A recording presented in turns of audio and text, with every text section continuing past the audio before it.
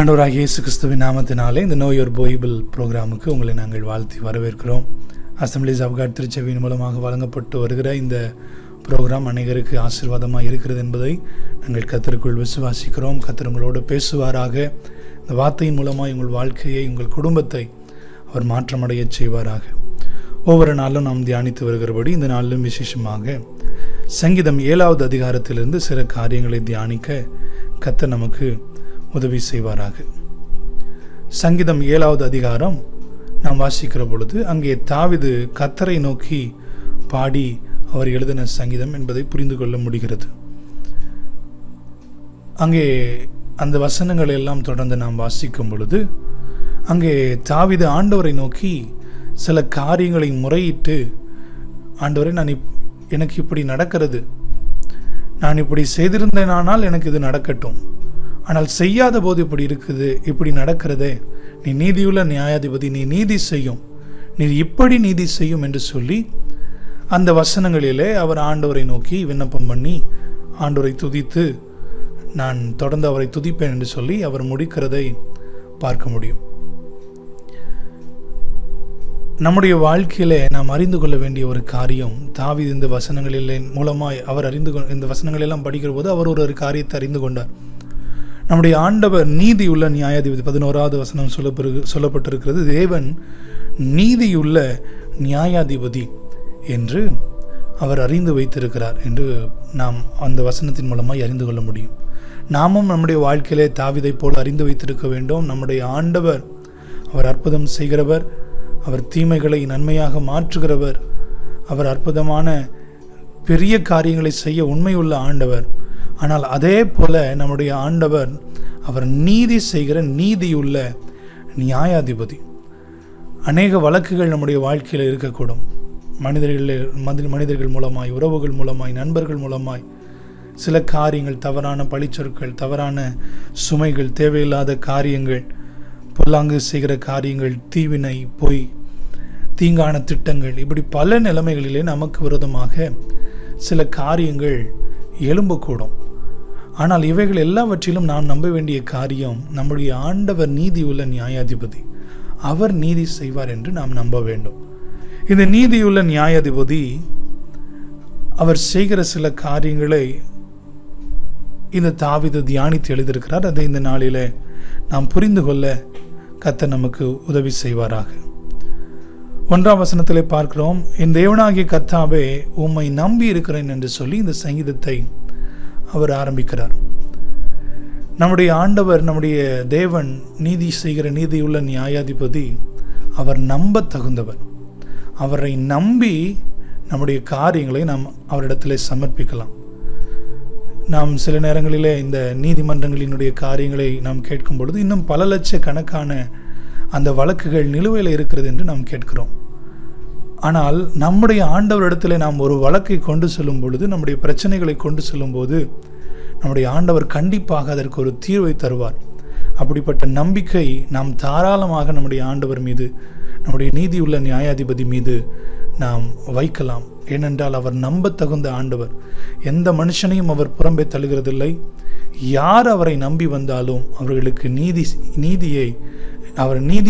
அவர் நீதி செய்கிற தேவனாய் அவர் இருக்கிறதை நாம் பார்க்க முடியும். இதுதான் தாவீது அவரை சொல்கிறார், என் தேவனாகிய கர்த்தாவே உம்மை நம்பியிருக்கிறேன், நீ எங்களுக்கு கண்டிப்பாக ஒரு சொல்யூஷன் கொடுப்பீர் என்று சொல்லி ஆண்டவரை பற்றி தாவீது சொல்லுகிறதை நாம் பார்க்க முடியும்.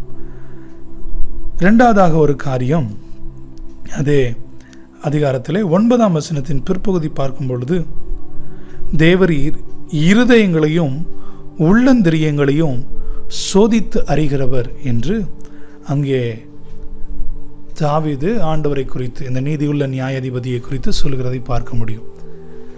நம்முடைய ஆண்டவர் நீதியுள்ள நியாயாதிபதி. அவர் நம்முடைய வழக்குகளை தீர்க்கிற ஆண்டவர். ஆகவே அவரை நம்பலாம். அவர் நம்ப தகுந்தவர். 2வதாக அந்த ஆண்டவர் எப்படிப்பட்டவர் என்றால், அவர் இருதயங்களை சோதித்து அறிகிறவர். அன்றைய நேரத்தில் இந்த உலகத்தில் இருக்க ஜட்ஜஸ் பார்க்கும்போது அவங்களுக்கு வெளியில் இருக்க எவிடன்ஸ் தெரியும். சில வேளை சில சைக்காலஜி ஃபேக்ட்ஸை வச்சு, அவங்களுடைய முக பாவனைகள் இதை வச்சு சில காரியங்களை அவங்க புரிந்து கொள்ள முடியும், அவ்வளவுதான். ஆனால் உள்ளத்திற்குள் இருக்கிறதை எந்த மனுஷனால் என்ன பண்ண முடியாது, அறிந்து கொள்ள முடியாது. ஆனால் இந்த உள்ளந்தரியங்களை ஆராய்ந்து அறிந்து நீதி செய்கிற ஆண்டவர் நம்முடைய ஆண்டவர். அது யார் எப்படிப்பட்டவங்களாக இருக்கலாம், ஆனால் யாருடைய உள்ளம் சுத்தமாக இருக்குதோ அவர்களுக்கு நீதி செய்கிற ஆண்டவர் நம்முடைய ஆண்டவர். இருதயங்களை சோதித்தருகிறவர். என்ன தீவனை, எந்த பர்பஸ்க்காக செஞ்சாங்க, என்ன நோக்கத்தில் செஞ்சாங்க, என்ன காரியத்தெல்லாம் மறைச்சாங்க, இப்படி எல்லா காரியங்களையும் இருதயத்திற்குள்ளாக சென்று அவர் சோதித்து அறிந்து அதனுடைய விளைவாய் தீர்ப்பு கொடுக்கிற நல்ல ஆண்டவர் நம்முடைய ஆண்டவர். அவர் ஏதோ கண்ணை மூடிட்டு எவிடன்ஸை பார்த்த உடனேயும் அது போடியான எவிடன்ஸ் ஏதோ ஒன்று அதை பார்த்து அப்படியே அவர் நீதி செய்கிற ஆண்டவர் அல்ல. அவர் இருதயத்தை சோதித்து எது உண்மை என்று அவர் பார்த்து அவர் செய்கிற அந்த நீதி செய்கிற ஆண்டவராக இருக்கிறார். நம்முடைய ஆண்டவர் இருதயங்களை சோதித்தருகிறவர். நன்மையான நல்ல மனிதனுடைய இருதயத்தையும் சோதிப்பார், துன்மார்க்குடைய மனுஷனுடைய இருதயத்தையும் அவர் சோதித்து நீதி செய்கிற ஆண்டவராக இருக்கிறார். மூன்றாவதாக அவர் இந்த நீதி செய்கிற ஆண்டவர் எப்படிப்பட்டவர் என்றால் 10ஆம் வசனத்திலே பார்க்கிறோம், செம்மையான இருதயம் உள்ளவர்களை ரட்சிக்கிற தேவனிடத்தில் என் கேடகம் இருக்கிறது என்று இங்கே தாவீது சொல்லுகிறதை பார்க்கிறோம். இந்த நீதி செய்கிற ஆண்டவர் எப்படி அந்த கிரியை செய்கிறார் என்றால், அவர் செம்மையான இருதயம் உள்ளவர்களை ரட்சிக்கிற தேவனாய் இருக்கிறார் என்று இந்த வசனம் சொல்லுகிறதை பார்க்கிறோம். நம் உலகத்தில் பழமொழி சொல்லுகிறது உண்டு, ஒரு நீதிபதி ஒரு நீதியான காரியத்தை செய்கிறவன் என்ன பண்ணக்கூடாது, தண்டிக்கப்படக்கூடாது என்று அர்த்தத்திலே பழமொழி சொல்லுகிறதை நாம் அநேக இடங்களிலே கேட்கிறோம். நம்முடைய ஆண்டவர் உண்மையிலே, ஆனால் உலகத்தில் நடக்குதான்னு தெரியல, ஆனால் நம்முடைய ஆண்டவர் உண்மையாக அதை நிறைவேற்றுகிற ஆண்டவர். ஒரு நீதிமான் இருந்தான் என்றால் அவன் மீது தேவையில்லாத பழி சுமர விடமாட்டார், அவனுக்கு அநியாயம் நடக்க விடமாட்டார். ஆண்டவர் செம்மையான இருதயம் உள்ளவர்களை ரட்சிக்கிற தேவனாய், அவர்களை பாதுகாக்கிற தேவனாய் இருக்கிற. ஒரு நாளும் அவரிடத்தில் அந்த வழக்கு கொண்டு போகப்பட்டது என்றால் அங்கே நீதி உள்ளவர்களை அவர் விட்டு கொடுப்பதே இல்லை. அவர்களுக்காக அவரே நியாயம் செய்து, அவரே போராடி, அவரே ஒரு சரியான தீர்ப்பை வழங்குகிற ஒரு நல்ல தெய்வம் நம்முடைய ஆண்டவர்.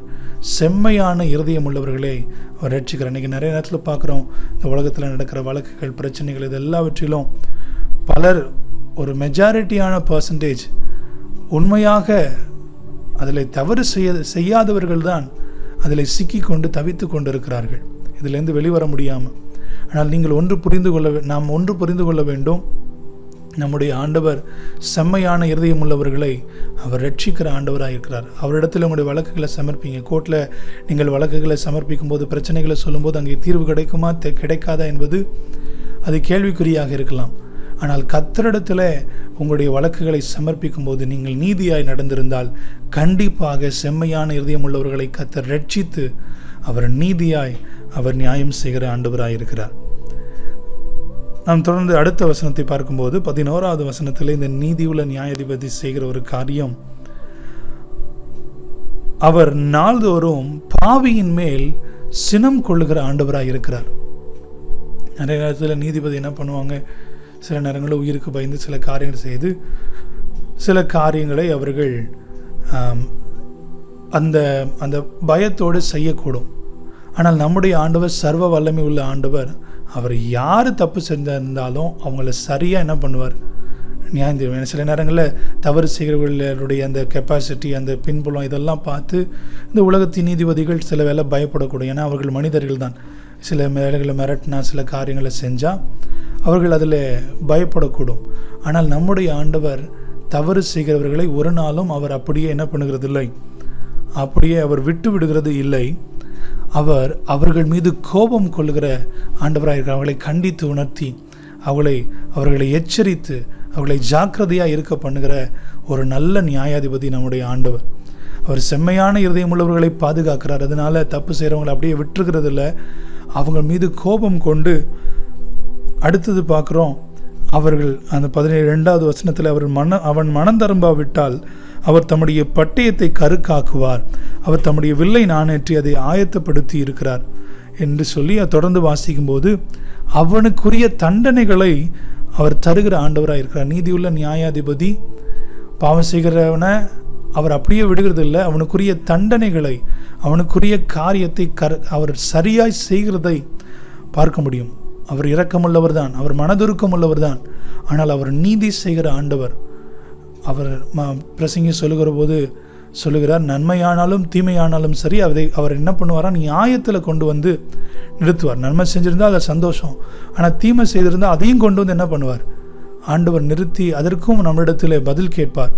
அந்த யாரெல்லாம் அந்த தவறுகளை செய்கிறார்களோ அவர்களிடத்தில் அதற்குரிய காரியத்தை கர்த்தர் கண்டிப்பாக என்ன பண்ணுவார், அவர் கேட்கிற உண்மையுள்ள ஆண்டவராக இருக்கிறார். அவர் அந்த பாவம் செய்கிற அந்த நபர்கள் மீது சினம் கொண்டு அவர்களை சரியாய் நியாயந்திருத்து கண்டித்து எச்சரித்து அவர்களுடைய இருதயங்களை அவருடைய இதயங்களை அவர்களுக்கு கடினப்படுத்தினால் அதை கண்டித்து உணர்த்துகிற ஆண்டவராய், அவர் நீதியுள்ள ஆண்டவராய் அவர் என்ன பண்ணுகிறார், செயல்படுகிறார். கடைசியாக இந்த நீதியுள்ள நியாயாதிபதி யார் என்றால், அவர் நாம் 17ஆம் வசனத்தில் அவர் இப்படி சொல்கிறார், தாவீது, உன்னதமான கர்த்தருடைய நாமத்தை கீர்த்தனம் பண்ணுவேன். இந்த நீதியுள்ள நியாயாதிபதி அவர் உன்னதமான ஆண்டவர், அவர் சகலவற்றிலும் பெரியவர், எல்லா நாமத்திற்கும் மேலான நாமம் உடையவர், அவர் பரிசுத்தம் உள்ள தேவன், அவர் நீதியுள்ள ஆண்டவர், அவரிடத்தில் ஒரு குறையும் இல்லை. இப்படிப்பட்ட உன்னதமான ஒரு நபர்தான் நம்முடைய நியாயாதிபதி. நம்முடைய நியாயாதிபதி அவர் நம்பத்தகுந்தவர், அவர் இருதயங்களை சோதிக்கிறவர், அவர் செம்மையான இருதயம் உள்ளவர்களை ரட்சிக்கிறவர், பாவியின் மேல் சினங்கொள்ளுகிறவர், அவர் உன்னதமான கர்த்தர், அவர் எல்லாரிலும் சிறந்தவர், அவர் சர்வ வல்லமை உள்ள ஆண்டவர். இப்படிப்பட்ட ஆண்டவர் அவர் நமக்கு நீதி உள்ள நியாயம் செய்கிற ஆண்டவராக இருக்கிறார். நம்முடைய வாழ்க்கையில் இருக்கிற வழக்குகள் எல்லாம் இப்படிப்பட்ட நல்ல தேவனிடத்தில் அர்ப்பணிக்கும் பொழுது கர்த்தர் நம்முடைய வழக்குகளை அவருடைய சித்தத்தின்படி அவர் உண்மையாய் நியாயம் தீர்த்து சரியான தீர்ப்பை நமக்கு கொடுக்க அவர் உண்மையுள்ள ஆண்டவராக இருக்கிறார். ஒரு 3 காரியங்களை மாத்திரம் இந்த 7வது அதிகாரத்திலிருந்து நாம் நம்முடைய வாழ்க்கைக்கு கற்றுக்கொள்ள கர்த்தர் கிருபை தருவாராக. முதல் ஒரு காரியம், நாம் நம்முடைய வாழ்க்கையில் வருகிற எந்த பிரச்சனைகள், போராட்டங்கள், இப்படிப்பட்ட வழக்குகள் வந்தாலும் முதலாவதாக ஆண்டவருடைய சமூகத்தில் போய் அமர்ந்து அவைகள் எல்லாவற்றையும் நாம் பதிலுக்காக காத்திருந்து அமர்ந்து சொல்ல கர்த்தர் நமக்கு கிருபை தருவார். ஆண்டவரே, என்னுடைய வாழ்க்கையில் இப்படி நடக்குது, எனக்கு இதுக்கு ஒரு நல்ல தீர்வை தாங்கன்னு சொல்லி நம்முடைய பிரச்சனைகள், நமக்கு விரோதமாக வருகிற மனிதர்கள், போராட்டங்கள், இவை எல்லாவற்றையும் கர்த்தருடைய பாதத்தில் என்ன பண்ணணும், சமர்ப்பிக்க கர்த்தர் கிருபை தருவராக. சிம்பிளாக சொல்லணும்னா we have to pray. நம்ம என்ன பண்ண வேண்டும் என்றால் ஜெபிக்க வேண்டும். முதலாவதாக நாம் செய்ய வேண்டிய ஒரு காரியம், நம்முடைய எல்லா காரியங்களையும் கர்த்தரிடத்தில் வைத்து ஜெபிக்கிற பழக்கமுள்ள நபர்களாய் நாம் காணப்பட கர்த்தர் நமக்கு என்ன பண்ணுவாராக, உதவி செய்வாராக. 2வது ஒரு காரியம் நாம் செய்ய வேண்டியது என்னவென்றால், we have to practice good. எதையும் நம்ம இடத்துல மறைத்து வைக்கக்கூடாது. நாம் சில நேரங்களில் சொல்லுகிறத கேட்டிருக்கிறோம், டாக்டர்கிட்ட என்ன பண்ணக்கூடாது, எதையும் மறைக்கக்கூடாது அப்படின்னு சொல்லுகிற சில காரியங்களை கேட்டிருக்கக்கூடும். அதே போல் இந்த நீதியுள்ள நியாயாதிபதியிடம் நாம் செய்ய வேண்டிய ஒரு காரியம், எந்த ஒளிவு மறைவும் இல்லாமல், தப்பு செஞ்சிருந்தாலும் சரி, நம்ம சரியாக நடந்திருந்தாலும் சரி, எல்லாவற்றையும் அவரிடத்தில் சமர்ப்பிக்க, அவரிடத்தில் தெளிவுபடுத்த, அவரிடத்தில் விவரித்து காண்பிக்க அவர் என்ன பண்ணுகிறார், அவர் அதை செய்ய அவர் எதிர்பார்க்கிறார்.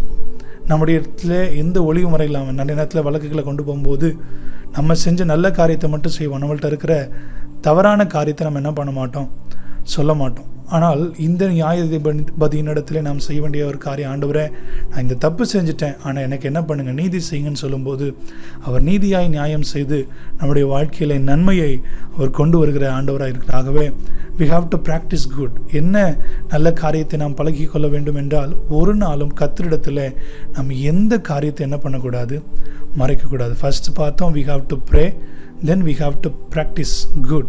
ஒரு நல்ல பழக்க வழக்கத்தை, நல்ல சுவாபத்தை நாம் பழகி கொள்ள வேண்டும், மறைக்கக்கூடாது, எந்த காரியத்தையும் கர்த்தரிடத்தில் மறைக்கக்கூடாது. 3வதாக ஒரு காரியம், எல்லா சூழ்நிலை மத்தியில் இவர் தாவீது 17ஆம் வசனத்தை பார்க்க, நான் கர்த்தரை அவருடைய நீதியின்படி துதித்து என்று சொல்கிறார்.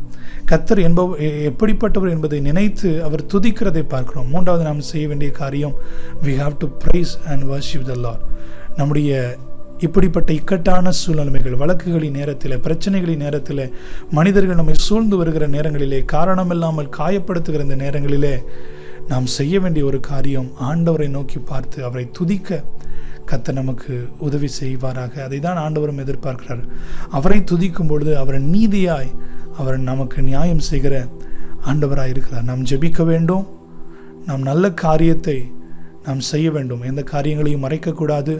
அவரை துதித்து கொண்டே இருக்கும் பொழுது அந்த நீதியுள்ள நியாயாதிபதி நம்முடைய வழக்குகளை அவர் நீதியாய் விசாரித்து சரியான தீர்ப்பை கொடுத்து நம்முடைய வாழ்க்கையை ஆசீர்வாதமாக்க அவர் உண்மை உள்ள ஆண்டவராக இருக்கிறார். இருக்கிற கண்களை மூடி ஜெபிப்போம். ஆண்டவரே, எங்கள் வாழ்க்கையிலே அநேக வழக்குகள் இருக்கிறதப்பா, அநேக பிரச்சனைகள், போராட்டங்கள், மனிதர்களின் சூழ்ச்சிகள், அன்று தேவையில்லாத பழிச்சொற்கள், தேவையில்லாத பொல்லாங்கான கிரியைகள் எங்களுக்கு விரோதமாய் வருகிறது. எங்களுக்கு விரோதமாக தீமைகள் செய்யப்படுகிறது, தீவினைகள் அன்று அது புகுத்தப்படுகிறது, பொய்யான காரியங்கள் எங்கள் மீது சாட்டப்படுகிறதப்பா. எங்களை குற்றப்படுத்துகிறார்கள், குறை சொல்லுகிறார்கள். இந்த வேளையிலே நாங்கள் எல்லாவற்றையும் உடைய சமூகத்தில் சமர்ப்பிக்கிறோம் அப்பா. நீர் நீதியுள்ள நியாயாதிபதி, நீர் எங்களுக்கு நீதி செய்வீராக. அன்றே அநியாயத்தை கண்டித்து உணர்த்துகிற ஆண்டவர், நீதியை விட்டு கொடுக்காமல் அதை அப்படியே செய்து முடிக்கிற ஆண்டவர், எங்களுடைய வாழ்க்கையில உம்முடைய நீதியின்படி நீ செய்திட நாங்கள் அர்ப்பணித்து ஜெபிக்கிறோம் ஆண்டவரே.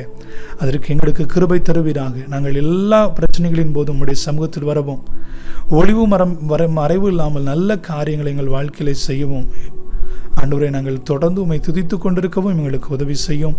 அதன் மூலமாய் உம்மிடத்திலிருந்து நீதியுள்ள நியாய தீர்ப்பை பெற்றுக்கொள்ள கர்த்தர் எங்களுக்கு அனுக்கிரகம் செய்திடலும் அர்ப்பணிக்கிறோம். கர்த்தர் ஆசீர்வதியும். இயேசுவின் நாமத்தில் எங்கள் ஜெபங்களை ஏறெடுக்கிறோம் நல்ல பிதாவே.